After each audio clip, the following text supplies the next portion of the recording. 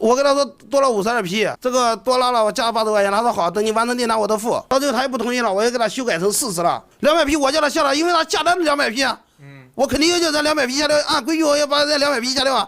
他多的我还叫他下吗？货车司机原本拉载200匹布料，可装车时却发现多了52匹。司机认为自己多出了一把力，所以要求货主给他补80元运费。然而双方却因为这80元闹到了法庭，这到底是怎么回事呢？杨师傅是货拉拉公司的一名司机，就在这天他接到了一笔订单，货主要求他运输200匹布料送到目的地，而就在装车时，发现布料并不是备注的200匹，而是多出了52匹。杨师傅认为这多出的布料不在他的出力范围内，所以便联系货主，表示如果让他把这些多出的布料也拉走的话，那么就需要增加80块钱货款。多了52P，这个多拉了我加80多块钱，他说好，等你完成订单我都付。当时货主并未拒绝，表示等订单完成后就同意支付这80块钱。然而当杨师傅到达目的地，并将布料全部卸下车后，货主却突然反悔了，开始嫌弃运费太贵。无奈下，杨师傅便降价到了40元。没成想货主依旧不愿接受。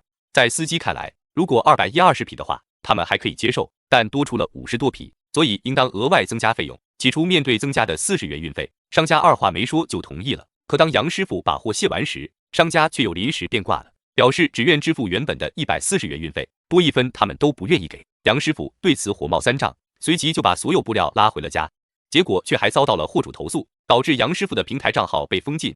为此，杨家兄弟愁眉不展，毕竟全家人的日常开销都压在了两人身上，如今账号被封，让他们失去了经济来源。他们认为货主要对两人的未来负责。随后调解员联系上了对方，可对方却给出了不同说法。大概我们算了一下，应该是6毛钱一匹多出来的哈。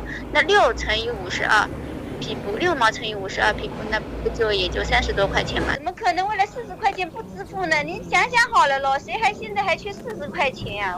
据货主所说，他们并不差这40块钱，完全是当时负责下单的人和杨师傅发生了纠纷，这才引发了这场闹剧。当时下单人员要求杨师傅先卸货再支付运费，气得司机直接把布料拉回家，结果却遭到了货主投诉，导致司机平台账号封禁。司机见自己失去经济来源，便开始怪罪货主，要求赔偿。投诉我们了，然后我们的货拉拉账户也封锁了，对不对？封锁了，封掉了，单也不能接，我们提现也不能提现。我经济损失了，为什么损失呢？因为我的车不能跑车，每天在这里干耗着，花着我自己的钱。而据货主所述，司机十分蛮横无理，随意漫天要价，从一开始的1500元要到2580元，最后甚至坐地起价，要他们支付9000元，否则就别想拿走这批布料。对此，司机却认为自己所要的价钱合情合理。他就喊1月3万不是梦，对不对？那一天顶1000了，那我们不要这么多呀，那我们就。